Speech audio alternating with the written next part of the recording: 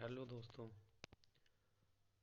आज की class SSC GD के जो एग्ज़ाम चल रहे हैं उनको देखते हुए जनगणना का जो टॉपिक है, जो 2011 की जनगणना के बेस पे जितने भी क्वेश्चन बन रहे हैं आज उनको डिस्कस करेंगे हम। कोई थ्योरी टाइप है, कोई एमसीक्यू टाइप नहीं करेंगे हम। अपने नोट डाउन कर लेना साथ के साथ और रिवाइज कर लेना। तो यहाँ से देखते हैं हम 2011 की जनगणना के अनुसार सर्वाधिक जनसंख्या मतलब किस राज्य में सबसे ज़्यादा जनसंख्या घनत्व है।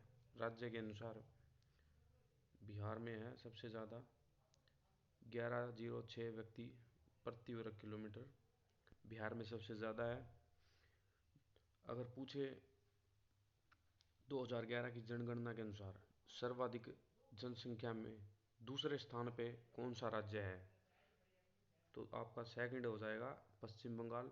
1028 व्यक्ति प्रति वर्ग किलोमीटर पर निवास करते हैं। और भारत का जनघनत्व हो गया आपका 382 व्यक्ति प्रति वर्ग किलोमीटर, आपका भारत का हो गया जनघनत्व। आगे चलेंगे। ये पूछा सबसे कम जनसंख्या घनत्व, सबसे कम राज्यों में सबसे कम जनसंख्या घनत्व किस राज्य का है, तो सबसे कम है आपका अरुणाचल प्रदेश का 17 व्यक्ति प्रति वर्ग किलोमीटर आपका हो जाएगा। अगर पूछ ले सबसे कम सेकंड, अगर सबसे कम सेकंड में पूछे तो मिजोरम हो जाएगा 52 व्यक्ति प्रति वर्ग किलोमीटर। नेक्स्ट, केंद्र शासित प्रदेश में अगर पूछ ले सर्वाधिक जनसंख्या घनत्व, केंद्र शासित प्रदेश में आपका सबसे ज़्यादा है दिल्ली में 11,320 वर्ग किलोमीटर आपका दिल्ली में।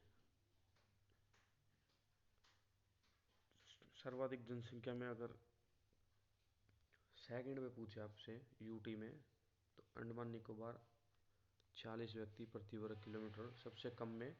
फर्स्ट पे दिल्ली है आपका, सेकंड में सबसे कम में आपका यूटी में अंडमान निकोबार आ जाएगा। सबसे अधिक लिंग अनुपात, सबसे अधिक लिंग अनुपात वाला राज्य है, सबसे लिंग अनुपात सबसे ज़्यादा है आपका केरल और दूसरे नंबर पे आपका तमिलनाडु।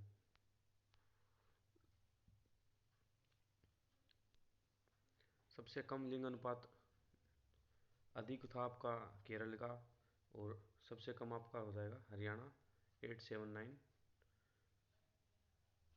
और दूसरे नंबर पे अगर कम का पूछ ले तो आपसे जम्मू कश्मीर आपका सही हो जाएगा 889।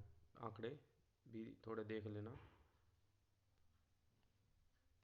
सर्वाधिक लिंग अनुपात में यूटी में आपका सबसे अधिक लिंग अनुपात है जो आपके यूटी में केंद्र शासित प्रदेशों में पुडुचेरी का सबसे अधिक है 1037 सबसे अधिक है। 1037 महिलाओं पर 1000 मेल पे 1037 फीमेल। सबसे कम लिंग अनुपात यूटी में सबसे कम आपका दमन दीव में आ जाएगा 618। नोट कर ले भारत का लिंग अनुपात कितना है वर्तमान में, इसमें 2011 की जनगणना के अनुसार 943 943 आपका 2011 की जनगणना के अनुसार है आपका 943। नेक्स्ट,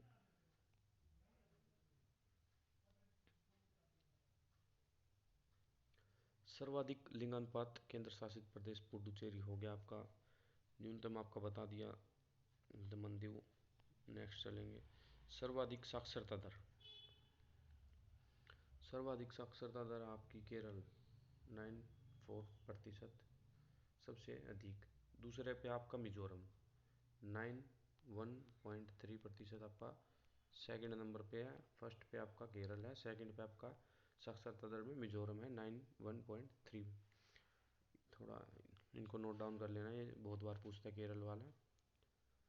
और अगर कम साक्षरता दर में पूछे न्यूनतम में पहले नंबर पे है बिहार 61.8%, और दूसरे पे है आपका अरुणाचल प्रदेश। साक्षरता दर में जो दूसरे नीचे से दूसरे पे आपका अरुणाचल प्रदेश है 65.4।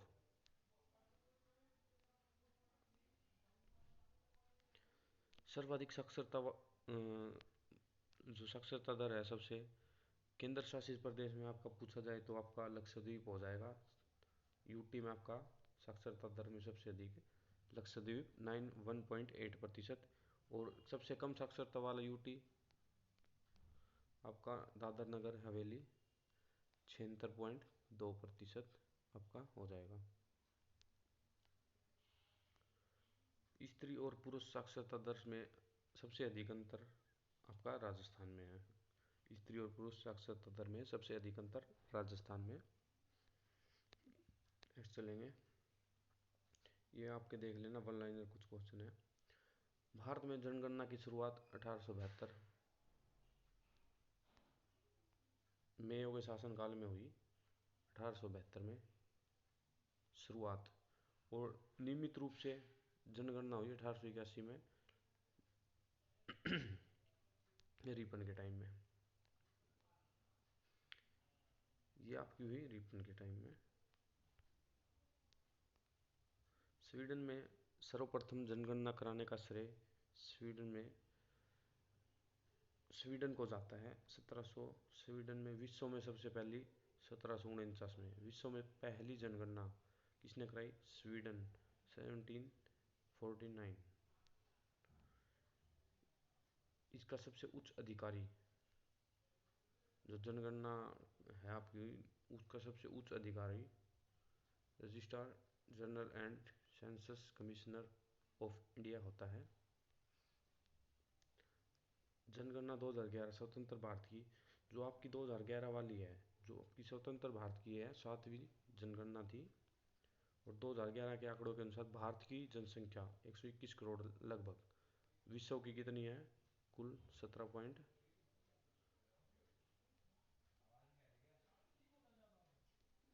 विश्व की कुल जनसंख्या का 17.5 है। 2011 की जनगणना के अनुसार एससी की लगभग जनसंख्या एससी की तो आपकी पूछ ले एससी की पूछ ले आपसे तो 20 करोड़ है। सबसे ज़्यादा एससी की जनसंख्या वाला राज्य आपका उत्तर प्रदेश है, जिसमें एससी की सबसे ज़्यादा जनसंख्या है उत्तर प्रदेश में है आपकी। और एसटी की 2011 की जनगणना जो हुई है आपकी उसके अनुसार एसटी की जो जनजाति है आपकी एसटी उसकी जनसंख्या आपकी 10 करोड़ है। सबसे ज़्यादा एसटी वाला राज्य है, एसटी वाला सबसे अधिक जहाँ पे एसटी निवास करती है वो आपका मध्य प्रदेश हो जाएगा। एससी में आपका उत्तर प्रदेश हो जाएगा। नेक्स्ट, 10 की वृद्धि दर। जो 10 की वृद्धि दर क्या होती है? जो आपकी जनगणना के बीच का जो अंतराल होता है 10 साल का होता है। 2001 से 2011 के दौरान जो भारत की जनसंख्या की वृद्धि दर 17.64 रही। कितनी रही? 17.64। वर्ष 2001 में यह 21.25 लगभग 21.25 हो गई, 21.25% हो गई 2001 में। सॉरी 2001 में आपकी थी 21 पॉइंट इतनी वृद्धि, और आपकी 2001 से 11 के बीच में रही इतनी, मतलब आपकी कम हुई। नगरीय जनसंख्या 2011 की जनगणना के अनुसार देश की कुल जनसंख्या में नगरीय जनसंख्या 31.2% है। जनसंख्या में नगरीय जनसंख्या आपकी इतनी है 31.2%। ग्रामीण जनसंख्या आपकी 68.8%, ग्रामीण 68.8 और शहरी 31.2% देश की टोटल जनसंख्या के अनुसार। राष्ट्रीय जनसंख्या नीति 2000 के अंतर्गत जनसंख्या में स्थिरता प्राप्त करने का लक्ष्य 2045 से 2070 कर दिया गया है। ये क्वेश्चन इंपॉर्टेंट हो जाता है आपका। राष्ट्रीय जनसंख्या नीति 2000 के अंतर्गत जनसंख्या में स्थिरता प्राप्त करने का लक्ष्य 2045 से 2070 कर दिया गया है। सर्वाधिक जनसंख्या वाले राज्य हैं। सबसे ज़्यादा जनसंख्या आपकी उत्तर प्रदेश में लगभग 20 करोड़। महाराष्ट्र में आपके दूसरे नंबर पे 11 करोड़ और तीसरे नंबर पे आपका बिहार आ जाएगा। फर्स्ट पे यूपी, सेकंड पे महाराष्ट्र और थर्ड पे आपका बिहार, लगभग 10 करोड़।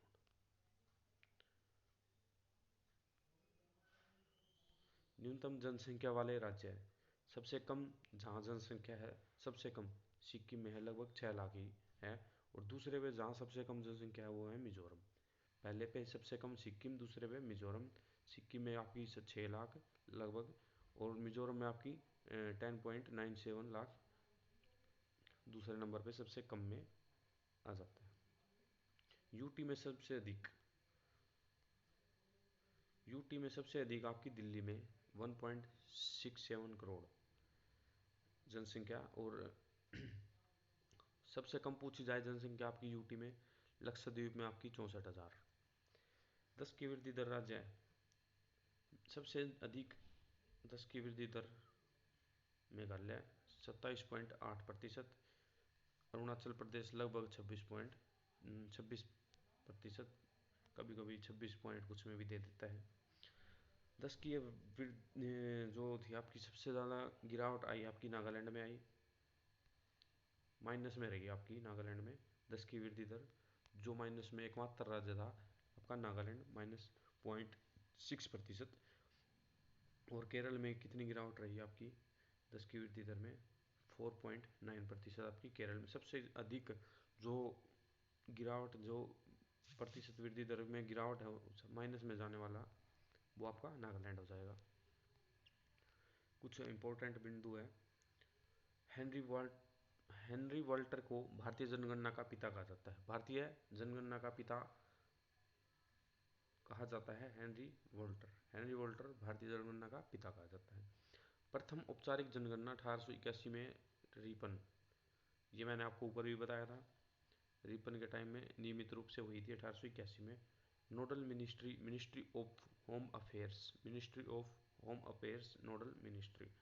जनगणना का आर्टिकल आपका 246 के अंतर्गत संघ सूची का विषय है। जनगणना आर्टिकल 246 के अंतर्गत संघ सूची का विषय है।